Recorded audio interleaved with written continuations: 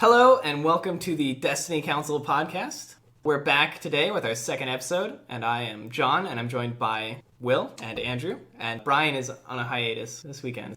So, we want to start out, and we're going to talk about a deck that we did a deck tech on. Will did a great job on that. He's been messing around with it. We call it Unkar's Misfits. So, why don't you just introduce the deck? Yeah, so I took the deck to a tournament on Thursday at Tower Games. So round one, I played against Jabba Unkar, and that deck has a really tough matchup because they're basically playing to their Crime Lord, and if you can get rid of it by milling or get it out of their hand or even bounce it with confiscation, they have a really tough time winning. My opponent ended on, I think, 16 resources and could never play the Crime Lord because I milled one and I got one out of his hand with Unkar. Then I played against a Qui-Gon Rey deck, and I got stomped because Qui-Gon Rey can hit Vibro Knife into 4-speed and deal a ton of damage to Unkar and get around your armor plating and all of your shields from Hunker Down and also remove the Hunker Downs because it's melee damage. So that was a rough match, but I think that is the worst matchup for the deck, so I wasn't exactly going into that expecting to come away with a win. And then I played against Vader Raider, and that was a really close game. So he played Vibro Knife, but I had my Imperial Inspection early, and I was able to bounce it and keep him off of resources for most of the game. And then got him at the very end. We came down to 2 cards in hand each, but he got one with Vader and wasn't able to deal enough damage to Unkar to finish the game. Then I played against a 3-trooper deck, which also has a tough matchup against the Unkar deck because they play a lot of 2-cost upgrades like Training and Holdout Blaster that you can just bounce, and it's tough for them to generate any resources from their characters. So that match was tough for him. And I ended up 3-1. Palpatine won the tournament 4-0 by Daniel, the winner of Worlds. So he's still playing well. So as far as when I look at the deck, one of the things that I see that's unique about it is that it's actually a fast mill. There's a lot of decks that kind of chip away at you and then try to survive. Like Hero Mill is like, I'm going to spy net you a couple times and I'm going to keep, hitting you with Padme. And you have like other Jabba mills or maybe hitting you from your hand, stuff like that. But then you get Unkar Mill coming in here and it's hitting you from your hand reliably and also hitting you from your deck for about 8 on average throughout the game. And it mills faster. I agree. It can hit the deck really fast if you get off 1 or 2 loose ends. The game goes really quickly, and before they know it, they're out of cards in their deck. It's also a deck that has a good matchup into ramp decks, which are typically a decent counter to mill. Yeah, if they're playing a lot of high-cost cards, they're going to have trouble keeping Unkar from hitting those high-cost cards. Once you get a lot of resources with the deck, you can start to ramp out your interrogation droids and then your blackmails and con artists. And it's really tough to overcome that if you can keep Unkar alive long enough, which the Royal Guard is really good at doing. So one of the things that I found to be a weakness of the deck is just the fact that there is a lot of cheating in the meta, and there are certain decks, especially as you said, Qui-Gon Rey, where if they draw the right cards at the beginning, they just cheat through too often and too well. Same with like a Poe Maz, where it can cheat with like fast hands. It's really rough for you if they get off an early thermal, and it's just that whole effect of sure you can control and you can mill fast. But there's so many every single turn cheats in the game. It used to be it was just like Rey and Jango who could cheat every single turn. But now you have Maz and fast hands, and I think it's just the Rey decks and the fast hands with Maz, the Poe Maz decks, I found to be kind of rough matchups. Yeah, the reason I had so much trouble and the Vader Raider matchup was such a close game was because he had first or second turn fast hands, which is really a problem with the deck if they can get a fast hands on a Poe or a Vader or something similar, because they're just firing that off every turn. You have a lot of removal in the deck, but you just can't stop the fast hands. So what do you think about this? Theoretically, you can get rid of fast hands, where if your opponent claims they're like Poe Maz deck, right? I mean, you save an Imperial Inspection and you just reroll Unkar's die after they claim, pop it to their hand, and discard it. Do you think that's practical or too hard to pull off? Going into those games, you would think that that's possible, but once you've played the deck, it's actually really tough to get a 0-cost card off of their character and into their discard pile. Every time I feel like I'm about to do that, they either don't claim, and then they're waiting for me. They know my last action is coming, so they just don't claim. Or else I'll bounce it, and then they'll have 3 or 4 cards left in their hand, and I can't quite get all of them. And, you just have to get lucky to get it. And plus, they have 2 of them in their deck, so you're probably not going to get both of them reliably. So what do you think of this tech card that I kind of like? I really like Prized Possession in the deck. It's theoretically, especially in the Pomaz, which is one of your harder matchups, Pomaz does run a lot of expensive cards, and especially on turn 1, it's easier to hit those cards because they're not hitting as many specials. They don't necessarily have fast hands yet, or if they do have it, they're using their first actions to fast hands on Po. So you're able to actually roll out and discard a card before they've discarded their special cards, theoretically. And if you hit like a 2 or higher, that's 4 resources, and then you just prize possession, and that's a Po dice gone for the rest of however long it takes them to kill that character.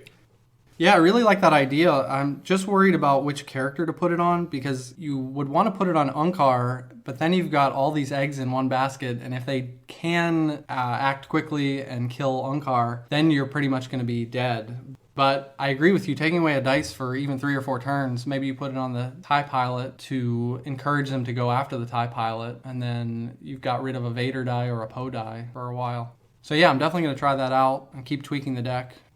So, if you were to rate the deck now, I'm going to ask you for 2 ratings. If you were to rate the deck now against the meta, which tier would you put it in? Go ahead and do 1.675 if you want to, or something crazy. It doesn't have to be 1 or 2. Well, the problem is, I would say it's not tier 1, but I would say it can beat some of the tier 1 decks. It has a good matchup against Palpatine. It has a bad matchup against Qui-Gon Rey. I've been almost 50-50 against Pomaz. It really depends on if they can get an early thermal or U-Wing against you. Vader Raiders 50-50 as well, because if they can deal you burst damage and get a lot of force strikes off against you, it's going to be tough to beat as well.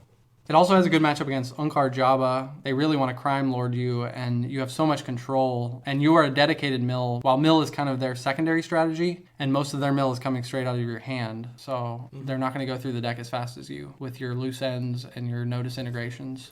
And then against FN decks, you have a good matchup because you can keep them short on resources and prevent them from getting out their 3-cost upgrades. And if they do get a 3-cost upgrade out, you can confiscation it. And then, again, they're already low on resources from Unkar's Disrupt and probably a salvage stand, and also blackmail. So you got a good matchup against most of the FN decks as well. So right now, I think I would put it about tier 1.5. Okay, and then secondary, if, let's say tomorrow, for whatever reason, Fantasy Flight releases a new FAQ, and lo and behold, they ban fast hands, and they errata Rey and limit her to, 1 action. You're talking about my dream scenario. Right. Well, let's say that they decide that this lack of interaction is bad for the game, and they were to get rid of fast hands so that they can't just Tusken every character, and limit Rey so that she can't play 4-speed, Vibra Knife, roll out, 4-speed, roll Qui-Gon and hit you. If those were to be removed/limited, where do you think that this deck becomes tier 1? I think that would definitely push it up to tier 1. The only thing that would still be tricky would be a Poe-Maz matchup because Maz can still activate Poe out of nowhere. But I think it would definitely push it into the tier 1 bracket. Awesome. So, any final thoughts about the deck? Anything you want to say to people who are maybe considering playing it? Well, I would say it's definitely a really difficult deck to play. I still make misplays with it. You've got to keep track of your Imperial Inspection and Salvage Stand, and make sure you know which cards from their deck are going to be the biggest threats and when to remove their dice with your control cards. Awesome. So moving on now, let's talk about the general meta, what we think are top decks, and I think the first place to start is Pomaz. People have been calling it the Django Veers of this set, where it's just taking the meta by storm at the beginning, it's dealing a ton of damage, it doesn't feel like you can remove their dice. It just feels like, hey, if they roll well, if they roll focuses on Maz, if they draw their fast hands early, you just kind of lose. What advice do you have to somebody who knows that there's going to be a third of the decks are going to be Pomaz at their store champs? I think one of the biggest things about Pomaz is simply the consistency. A lot of times in other fast decks, say on Rey for instance, you play Hold Up Last Turn Rey, you roll it on. You have a decent chance for pulling damage. In Pomaz, if you activate Poe and then you're rolling in Maz, you get that 5 and 9 chance to activate a Poe die, which the Thermal Detonator play is obviously pretty strong. Run removal, really. A lot of people are in an experimental phase and they're testing out new decks, and with that goes testing a lot of new upgrades. And they want to find that sweet synergy where just finding what works for the deck and cool character combos. I think Pomaz really preys on this just because it's really strong against 3 character lists, which is where all the fun new things are. So I think typically going into the next meta though, just removing that die, limiting the damage with shields and other mitigation techniques will be super important. Yeah. Well, no, I think a good thing to talk about is the fact that people are taking removal out of their decks to try these neat new combos, but that's allowing Pomaz this space to be able to destroy these decks without any removal, because they can get their fast hands off and do the 1-die, but then they've still got another one that you can remove and take away half of their damage for that turn. Right, and another thing I would add in is that you have that effect where people aren't running removal cards, but people are also not running shield cards because of this fear of Vibroknives. But how many Vibroknife decks are there? There aren't that many, right? There's lots of people playing Palpatine, playing Pomaz. Pomaz has no shield hate, right? So if you can add in these shield cards, they're actually really good against Pomaz, but people aren't running shield cards. So I think that I agree with you guys. You need removal in there so that when they roll out Poe naturally, you half their damage. You need to half their damage each turn. Yeah. And then having the shields to preemptively block whatever Poe's going to throw at you with his cheating is also incredibly important. I think, secondarily, if you look at Planetary Uprising as a card, it's one where you're spreading a lot of damage. So Thermal Detonator, Planetary Uprising, even Palpatine's Resolution. All these cards are extra damage, where if you have additional shields on your character, you can really limit the power of these decks, because they're dealing damage distributed as you wish. So if you're playing Han Rey, which is one of my classic decks, Han is perpetually getting shields, so it's really easy to handle that extra damage by just tossing a couple on Han. Yeah, and one of the best cards I've found against Pomaz in the Misfits deck is Hunker Down, because just generating those extra shields. So Pomaz doesn't run a lot of cards that can be hit with Imperial Inspection, but you can actually hit your own Hunker Down once you've used it. You can hit it with your own Imperial Inspection and then play it again for an extra shield that turn. And if you got 2 Imperial Inspections, you can do that twice if you reroll Unkar and gain a lot of extra shields using that technique. Well, so what do you guys think is tier 1 right now? I'd put Pomaz in there. It's really solid. Even if people play everything that's good against it, it can still just roll well. And even if it's only resolving 1 Poe dice a turn, a Thermal Detonator is 9 damage. Vader Raider, I think, is still up there. Bait and Switch, so good at guaranteeing the 3 damage sides. A lot more Force Strikes. Yep, there's just more Force Strikes for it. Obviously, Fast Hands is good with Vader. Probably the best character to put it on. John and I were playing a game the other day where Vader got a blackmail on turn 2 or 3 and milled 4 cards from hand 2 turns in a row. It felt pretty gross. And then I still think Han Rey is still up there. I think that Poe Rey can still be up there. I think that Poe Rey can beat Pomaz because it does have shields, it does play fast, and it has more damage from its secondary character. I think that these are still strong decks. I don't think they're being played because people are playing the new characters. I think that's definitely true about Poe Rey. I think that deck still has a lot of good matchups. But I'd also put Qui-Gon Rey in the top tier. I know a lot of people think it's probably tier 2 or tier 1.5, but I've found that it can hit hard out of nowhere and just kill a Maz or kill a Poe maybe second turn without them even being able to act. Mm-hmm. I agree. Multiple times I've with events, dealt 5 damage turn 1. It's I Synchronicity, Caution, Riposte, and you've taken 5. And now I resolved my dice, and I've dealt easily 8 to 10 damage on turn 1, then start at the next turn with a Vibroknife, and boom, Poe's dead. It's a really solid deck. I do find it to be a little bit draw-reliant in that you want certain cards together. You want Synchronicity early, but you might not roll a shield and a melee, and that always sucks. You want your Riposte, but you want it when you also have a Caution typically, because it's kind of hard to get the early shields. You want all these cards, but you want Destiny kind of if you're running that, but you might not roll out the right values. So I find it to be kind of hit or miss, but when it hits, it's so strong. But my initial thoughts are that it is good. Just looking at the synergy of the characters, if you look at a common deck is that people have been testing right now is Luke Rey, just for thematics of it. Qui-Gon has similarly enabling sides, but you get the additional Rey dice, so your actual starting value of damage is the same, except you're starting with 4 dice, which means that you're not as top heavy as Luke Rey, which I think is really important. Not to mention you have a lot better synergy with cards like Synchronicity and Riposte. Totally. And one thing that I think definitely puts Qui-Gon Rey as the best blue hero deck is that all of the great blue hero events remove your character dice. Yes. You look at Caution, right? Remove a character die to give a person 3 shields. You're never going to remove a Luke die to give Rey 3 shields. But a Qui-Gon die, sure. Destiny, remove your character dice to play an upgrade. You don't want to remove a Luke die. And Guard, remove a melee die to remove your opponent's damage. Removing a Rey dice, a Rey +2 feels so much better than removing a Luke 3. So all these blue events that are super powerful are really bad in a top-heavy blue hero deck because you can't afford to remove that top-heavy character. So I definitely think that in that sense, Qui-Gon Rey just makes better use of all of the events. Similarly with Synchronicity, it isn't the same effect, but Qui-Gon has 2 shield sides. So I think it makes the best use of the best, strongest blue hero events, and that makes it the best blue hero deck. What do you guys think about Palpatine? Is he tier 1? Currently, yes, because people aren't running removal.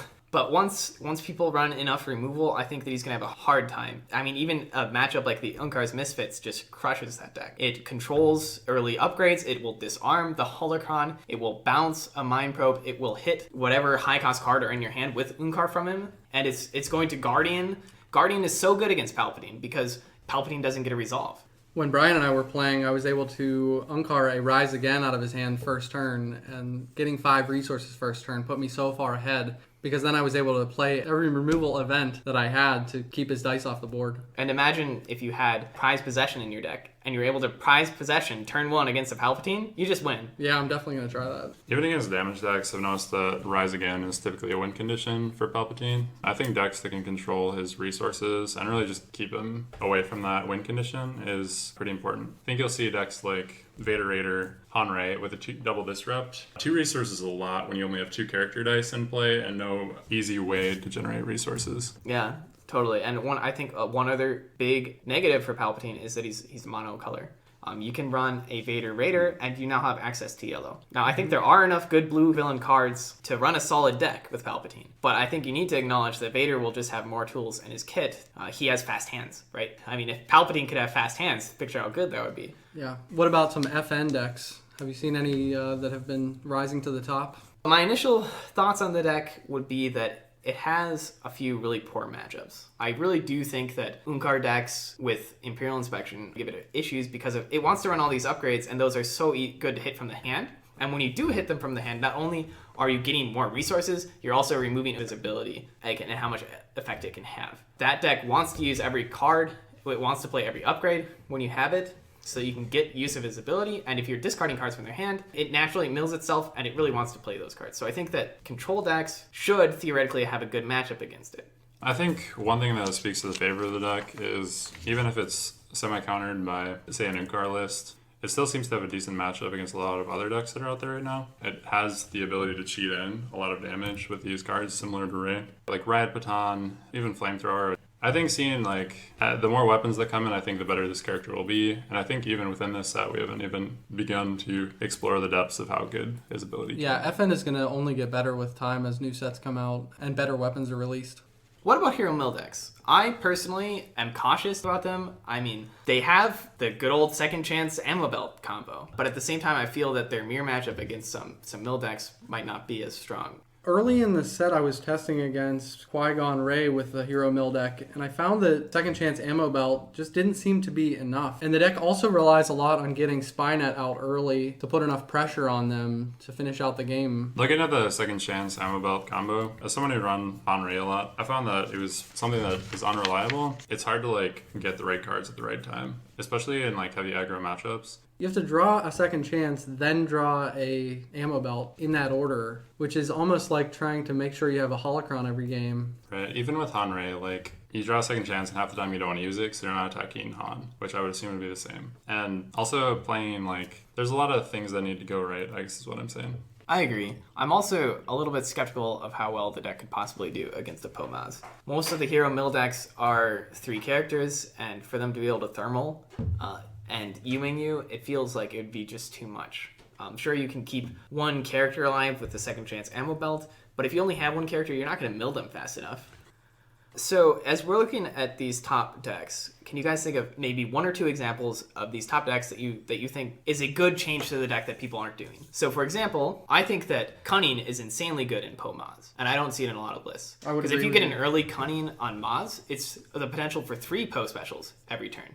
Or if you resolve one of those range damage, you can still use Cunning for 2 Poe specials. And also, once Poe dies, yes, you can't do the Poe special anymore, but the Cunning could trigger that Force Throw, could trigger that Mind Probe. It's only 2, and it gives you a lot of value out of it. Similarly, I think that it's just as good just being discarded by Poe, where you can trigger any special on the board with it. That would be one thing that I think that people should be doing. I would definitely agree with you on that point about the Cunning and Pomaz. I would say that I've seen a lot of Vader Raider decks that are playing a lot of the 2-cost upgrades still, like Vibro Knife, Force Training, and Force Choke. But I think a better version of Vader Raider now is the mostly 0-cost with a few holocron targets that basically runs as many Force Strikes as you can and fast hands to try and deal damage quickly. Yeah, I've been looking at Hanrei specifically. I was looking into Vibroknife and whether it actually fits in the list. And I think there's definitely a place for it. My old list, though, is running Ray Staff, which seems to fit a similar void. So the question that I'm asking myself as I build is, what is the goal of Hanrei? And is it long-term damage, which Ray Staff is better at providing with 3-for-1 side and the removal side? Just overall better die. So after the initial action of playing, it's just straight up better from then on out. So looking at the longevity factor, I think you definitely have to be asking that question, like which of these cards am I playing? Do I play both? And there's a lot of similar questions within lists like this, where you have new cards that look really fancy and are really good, but the question is, does Ray die too fast? Are they still focusing Ray? Are they focusing Han? What does this meta look like?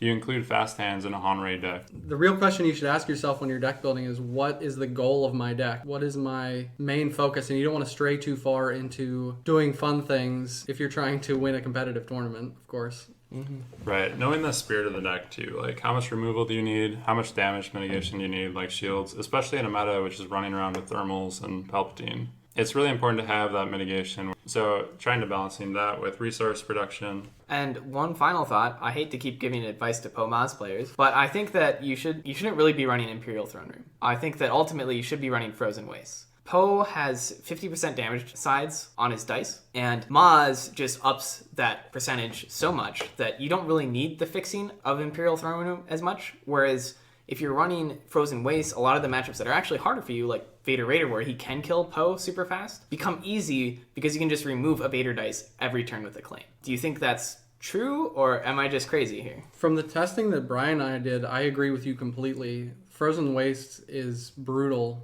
when you're playing against Pomaz. It's basically one free removal every turn. With any deck, there's almost no deck that can claim faster than Pomaz on a regular basis. I mean, maybe you get a turn or two where you can get ahead of them, but you're really giving up a lot to get ahead of them, and you're losing a die almost every turn. It's almost like a prized possession against you from the get-go. A caveat that I would say is it's probably meta-dependent. If you're running into a lot of Vader Raiders, it's quite possibly a better battlefield, but if you're running into a lot of control matchups where they're not necessarily making use of the throne room and they don't provide a lot of threat to you with their dice, then I think Imperial Throne Room is just straight up better because it allows you, if you're playing Cunning, that's 3 post specials. You're able to trigger that ability a number of times, and it makes it so much easier if you're running the Throne Room. One other card that is pretty cool that I played around with, me and John were playing a couple days ago, New Orders. So you have Poe's dice on the board, maybe Maz got killed off. He's going to play it, and if you're not on your battlefield and you're playing on Throne Room, you can play that, and for 2, you can have a post special.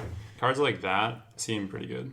Yeah, New Orders is amazing. Okay, so I think that basically wraps up our thoughts on the current metagame. If you guys have any specific metagame questions, just feel free to comment, and we can try to address it in our next one. Or if you have any decks that you'd like us to go in depth on, let us know too. Yeah, so moving on, we're going to talk about something that's been on my mind a lot recently, and that is how many just warping cards there are in this set that are really strong.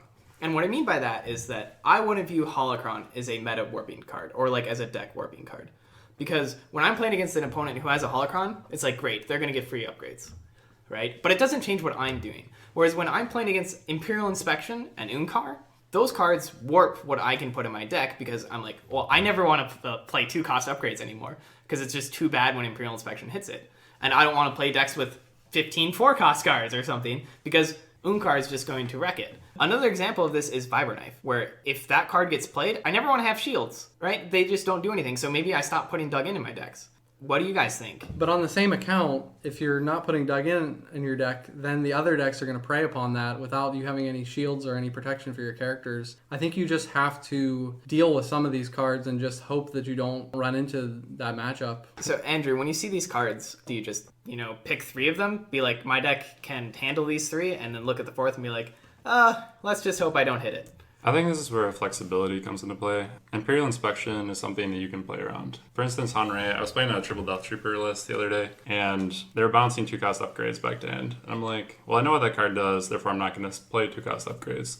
I'm going to get the 3rd resource and play out deal 44s and lightsabers. I think similarly, a lot of these cards you can adapt and tech your deck against. Doubt is a common card that's running against Vibroknife. Unkar, you can play a few lower costed upgrades if that's running rampant in your meta, and if it's not, then you simply don't have to worry about it.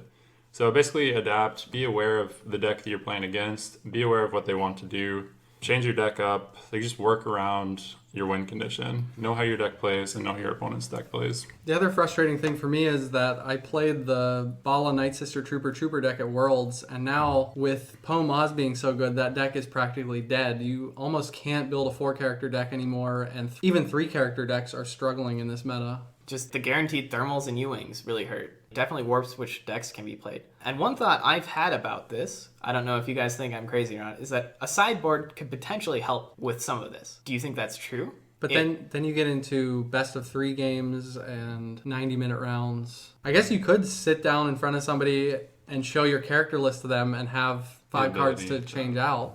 That could be interesting as a change in the format. But I think that's probably further down the line.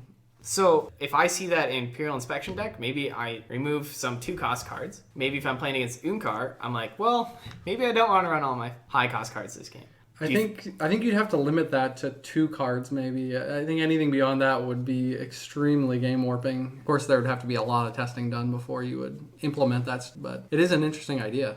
One of the additional cards that you didn't mention was Fast Hands. I think this is actually one of the more standout cards as far as warping the format. If you're playing against Vader Raider and you have removal in hand and he fast hands a 3, or if you're looking to play your 2-cost upgrade and he fast hands a Disrupt, there's something about this that is simply game-changing.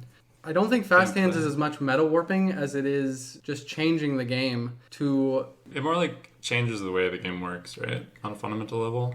In a frustrating way. I feel like the amount of non-interactive cards has to be limited, and we're inundated with them now with Hit and Run, Fast Hands, It's a Trap, All In, Ray with Vibroknife, and you just end up with this snowball effect of too many of them causing completely non-interactive games where players are just rolling in, doing damage, and maybe re-rolling because they've taken all the removal out of their deck. I find that still the decks that I play, that I never want to play a deck with less than 10 die removal cards, and I still hit a ton of damage, but it is frustrating when that fast hands hits a 3 or a thermal every single turn, and you just can no longer win the game. It becomes more of a game of luck than a game of skill in that instance. One thought that I would add is that I generally am okay with some of the cards such as Hit and Run or even Ray cheating because they tend to be limited by cards. You do it's a one and done with the exception of Recursion and Ray with Starship Graveyard.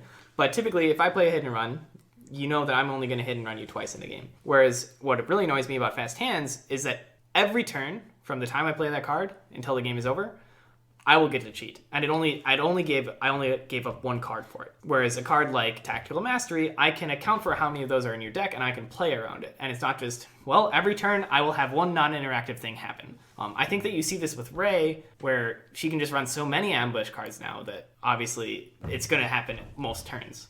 We'll see if Poe Maz becomes the broken deck of the format. It seems really good at the moment, but I don't know.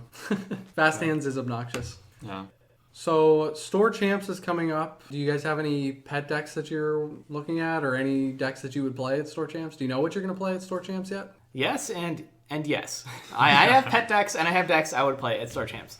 Are those 2 separate things? They overlap somewhat. Ultimately, I think that if I were forced to go to Store Champs tomorrow and I wanted to win, I'd probably play Han Ray. Mainly because I think it has a solid matchup against Poe Maz. Its shields really helps. It can deal early game damage, and it just has a lot of health for Poe Maz to go through. And the fact that it's only 2 characters, you don't have to worry as much about the thermal and U-Wing damage. Correct. And once you also have Infamous on the board, you're almost as fast as that deck. Not as fast, but on a given turn, you could decide that you want to claim, and you wouldn't potentially give up as much as other decks would.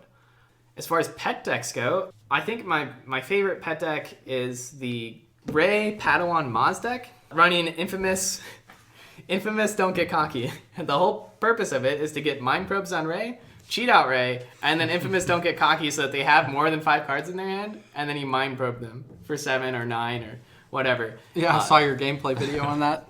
Yeah, it's hilarious. There's something satisfying about Mind Probing someone for 9. Or if you have 2 Mind Probes, Mind Probing for 18 damage in one turn would feel pretty good. So that's my pet deck. I'm definitely a player who likes to see the crazy, like, oh, I did 18 damage with 2 dice. Yay. You're a Johnny combo player at heart. That's Definitely. very true. I'm aptly named. If I were going to play tomorrow in a store champ, I would play Hanrei. I've been playing it for a while now, and I've played it in this meta. It feels just as strong as in the old meta, even more so because there's such low removal right now. It feels so good to like be able to roll in Han and just re-roll and know like they probably won't be able to remove my dice. Also, like Johnny was saying, the shields, the removal suite, it just got better. I mean, Lothcat and Mouse feels amazing. Guard feels so good with Sabers. It's simply just a really good deck to play. As far as pet decks go, I'm toying with an FN IG88 leadership deck. It runs thermals, it runs ammo belt, it runs like some yellow upgrades, riot baton. The idea is if they go for IG, then you got like FN just cruising through weapons the whole game, and you got leadership to be able to reactivate IG so you get better use out of his special. One particular combo that I was looking at is Thermal Detonator in combination with Ammo Belt. You roll an IG, you resolve Thermal Detonator discarding Ammo Belt, you leadership FN, you reactivate IG, and you activate the second Thermal Detonator. It just seemed like a fun combo to me, and that's what I've been playing with. So Johnny, your pet deck from last set was obviously Po-Ray. Do you think that deck's dead? No, I don't think Po-Ray is dead. However, I don't want to play it until Imperial Inspection is errata or banned because I rely heavily on 2-cost upgrades. I run this deck that wants to have my focus dice on the board. It wants to have robes, it wants to have comlink, it wants to have raised staff. And I also have high-cost cards, so when you guys are playing Unkar's Misfits, I never want to touch Po-Ray. I also have the issue where my Po-Ray dice are basically dead. They're beginning to fade, so I want to save it for next Worlds, basically.